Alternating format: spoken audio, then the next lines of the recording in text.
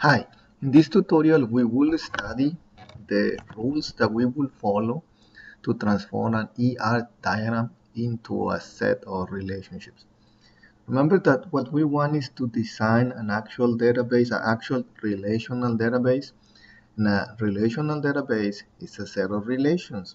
Another name for relations is tables, so we need tables. We call it relations because this comes from a mathematical model. That's what we were discussing in the history of the database.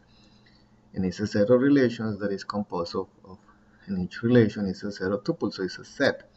But the way that we visualize that as a table. Okay, so what we're discussing now is the rules that we're gonna have to transform the diagram, for example, that we did in the previous lecture, and then and get tables. So for that we will follow some rules. Okay, so we will go um, with the idea that we have some binary relationships, we got unary relationship, and we got ternary relationships. And then there are cases in which those can be one-to-one, one-to-many, many-to-many, and then there may be other specific cases when we got attributes like multi-value attributes and derived attributes and all those that maybe give us a specific rules that for transforming, because remember what we want is tables that are with the uh, also with the rules of the referential, the rules that we discussed for the relational model. Like rule, remember there were four rules. Rule number one was the 1NF. We don't want multi-value attributes. So let's start with the first rule: transformation of a binary relationship. So here I have a picture of something that is very generic. I'm talking about two entity sets. I'm calling that E1 and E2, and then a relationship that I'm calling that R. And then the connectivity may be one-to-one, one-to-many, many-to-many, right? So I'm calling that X and Y because I don't know. And there are some generic attributes A, B, C, D, and then you see A and C are keys because they are underlined. And then the relationship may be having an attribute, okay? So we're going to divide that in cases. So case 1 is one-to-many, case 2 one-to-one, and case 3 many-to-many. So let's see the first case, one-to-many. So that means the X is the 1 and the Y is the many. So how is that we convert this into tables? Well, this diagram that we have here becomes into two tables, E1 and E2. And then E1 has the A and the B, and then which are listed as the attributes of E1, and then E2 has the C and the D. But look at that, E2 has also the A. So in the one-to-many, the side that has the many receives what we're going to call the foreign key. And that's how we identify the relationship. Now, I didn't say anything about that M, but if that, relationship has an attribute, the one that receives the foreign key also receives the attribute that is in the relationship. Okay. Now let's see, sorry, the second case, one-to-one. So the one-to-one, and I'm putting here case 2.1, the one minimum one, maximum one, minimum one. So it's exactly, so it's total participation, and the minimum is 1 and the max is 1. So then we got two cases. Who can get the foreign key? Either side. So either this one, so you see that the answer of transforming is A, B, and C, A, B, C. So it's the case. Okay, let's see why this makes sense.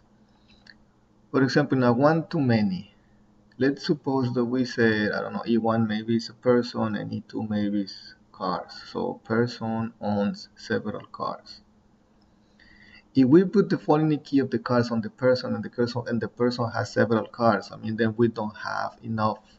Remember that this is values. I mean that this is a 1NF, so the person cannot have in the record the identification for all cars that they own if they own 3 or 4 cars. However, for each car, we can have the foreign key of the owner. So for this car, and then we have, for example, maybe the social security. So this is the social security of the person who owns this car. So that's what we go with. The many is the one that keeps the foreign key. Now, in a one-to-one relationship, let's say that a professor is the chairman of just one department and that department has only one professor, then either one can have the foreign key. That's what case 2.1 says. So the department can have the social security, maybe that professor that identifies who's the chairman, or the case of the professor. Well, in this case, it's not a 1-to-1, that will be a 0-1 because not every professor will be the chairman. But it will make more sense than to keep it in the one that has to have the participation, which is actually case 2.2. The difference between 2.1 and 2.2 is that there is an optional participation. So in the example that I'm just describing, the not every professor will be the chairman. So here the X will be 0-1, and the department has to have a chairman that will be a 1-1. So it's a 1-to-1, and in a 1-to-1 it doesn't really, I mean, if we don't know if there is total participation or not, the key can be in either way. But for example, why the foreign key shouldn't be then in the 0-1? Because not everyone will participate and we're wasting that space. So if we have that foreign key for professors, and not every professor will have a key of a department which they chair, then we'll have a lot of instructors that have a null value. So that doesn't make sense to put it there. So that's what the case 2.2 is. Now, when we have a case that is 1-1-1-1, then either one is fine, and that's what that case is. Now, the many-to-many, look at the difference from case 1 and case 2. In case 1 and case 2, we derived only 2 tables from this diagram. In case 3, we derived 3 tables because this is the case in which the relationship becomes also a table. This is very important, and this is a very common mistake. So then how is that becomes a table? So let's suppose that E1 is students, E2 is courses, and R is takes. So a student takes several courses, and courses have several students. It's a many-to-many. So now, who is going to hold the foreign key? Should students hold the foreign key for courses that they take? No, because it's multiple courses. Which key we going to have? Can courses have the keys of the identification of the students? No. So then we have another relationship in which the relationship will have the key of the student and the key of the courses, and then when we got those together, we know that student is taking that course. Now we can also remember have attributes, so that relation R will also contain the attributes, and that's what it says here. Okay. And then again, it says the attributes that get foreign keys are the ones that get the attributes of the relationship. Okay, the next case is easier than the binary because we got the transformation of a ternary relationship. And a ternary relationship, remember, is 3 or more entities participating. So in this case, we don't care about 1-to-1, 1-to-many, many-to-many. We only care about those in the binary and unary that we will see soon. So in the ternary relationships, what we do is we derive from here 4 tables. So this will be E1 will become a table, E2 will become a table, E3 with their attributes, and then the relationship is also a table. So now we need to remember this. This is very important. Relationships may be tables sometimes, not all the time. So look at the binary again. On case 3, the relationship became a table, but not in the other 2 cases. In the ternary, the relationship is always a table, and that table has the key from all of the entities participating in the relationship plus their own attributes, in this case the M. Okay, finally we got the transformation of unary relationships. Why we left that last? Well, because this is based on the transforming the unary into a binary, and that's what I have here in my step. So it says create a shadow entity set. So now it's a binary. Apply the rules for the binary relationships, and then we apply the third rule that says, okay, after the transformation, we're going to remove one that is redundant, and if there is not redundant, then one with the fewer attributes. We will illustrate this with an example. So here is my first example: courses and prerequisites. So this is the unary relationship. That means it's only one entity set participating in the relationship. In this case, that's a prerequisite. Okay, my step number 1 is to create a shadow relationship. So look at the diagram. So the question is, courses with prerequisites there. So several courses are prerequisite of several courses. Okay, and look at the transformation. Okay, so look that this looks redundant because I got courses in one side and courses in the other side, but we do that to follow the rules. I mean, to make it easy the way that we follow the rules for the transformation. So now if we apply the transformation, from the rules from the binary relationships, then this is the case 3, which is many to many. In the case 3, many to many, remember that the relationship itself becomes a table.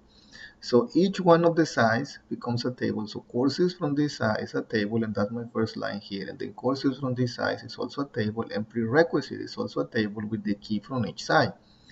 So now this is the case that says, okay, delete the one that is redundant. So that's what I had that line crossing that second because it's redundant. And then in prerequisites, when we get the key from one side, which is CID, and the key from the other side, CID, I do some renaming to avoid the ambiguity. So in this case, we got course ID is, and then here the prerequisite course ID, which is also course. And this will be the transformation. So from this unary relationship, the answer will be these two tables. Now, the second example is person, and it's a one-to-many. So one person is the mother of several persons. Okay, so step number 1, we make that binary, and this is the part that looks redundant because we got persons in one side, we got persons in the other side. We apply the rules for transformation from the binary relationships. Binary relationships, only in a many to many, the relationship itself becomes a table. So this is a one to many. So mother of is not a table, and then is the case where the many gets the foreign key. So we got persons in this side gets social security name and age, and then the persons in the other side gets the same plus the foreign key of the other, which we rename as mother social security number. So here there is no redundant table, and that's the case that we say then we eliminate the one with the fewer attributes. Okay, so now let's study the transformation of that involves some specific type of attributes, like for the case of multi-value attributes. I told you this before when we were doing the design that says how are we going to have multi-value attributes in an entity set if this is not allowed by the 1NF rule, the first normal form that says no multi-value attributes are allowed in tables. But then I say entity sets are not tables. They will become tables later. So now we need to have a rule. Let's suppose that we have an entity set that has, for example, A, B, and C. A is the primary key, and C in this case is a multi-value attribute. So what do we do in that case? So from that case, we derive two tables. So the table from E will be the A and the B, and we ignore for just 1 second the multi-value attributes. And then we got the A and the C, and then look at how the C also becomes the key. Let's remember the example that we got about books. And then maybe this is the ISBN, which is the identification, the title, and then multiple authors. So here in E, that will be the book. And then here we say, okay, book, ISBN, that's the table, and then this is the title. And then look at how my second table, I'm somehow renaming the name of the entity with the C, which is the attribute. So here maybe it's book authors, and then it's the ISBN, and then this will be the identification of the author, and then for every author we add an element there. What do we do with composite attributes? Remember the examples that we have, maybe social security, this maybe be date of birth, and then C maybe is a name, where P and Q maybe last name and first name. So we got two options. Either we transform that E1 into A, B, P, Q, and we just don't take care for the C, or if we need to make a distinction of what is the name, we can put a separate table, and then we set A and B here. And then we also kind of rename the second table, maybe employee names, and then here is the identification of the employee, the last and the first name. Now, what about the case of weak entity sets? The case of weak entity set is a binary relationship in which is always a one-to-many. Why a one-to-many? Because weak entities needs to depends on a strong entity. Remember the existence of them. So, and then something else that we have that is special about weak entities is that we have that underline. So here we got A, B, and C are the attributes of E1, which is the strong entity. And in E2, we got the D, G, H. And look at that the D is dotted underline that we said that discussed before that that's a partial key.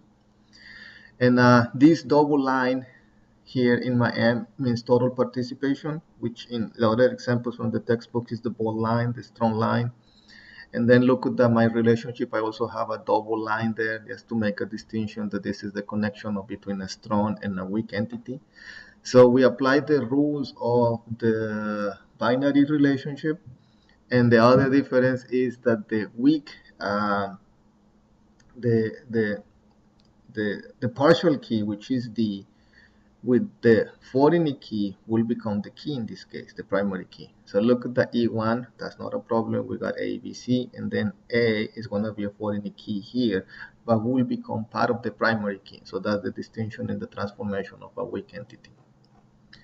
Finally, we got the is a hierarchy, the one that we said that was part of the extended ER, in which we have some type of inheritance. So in this case, we got the E1, like the superset, and then there's like subclasses of the object E2 and E3. Remember that E2 and E3 don't have keys because we inherit all attributes from E1. So in this case, we got two options. So either we have three tables in which we got E1, E2, and E3. Now tables need keys, and then we can have their attributes, and then in addition in E2 and E3 we got the key that we got from E1. Or on the second method, we just get the E2 and the E3 tables, and then we inherit all the attributes.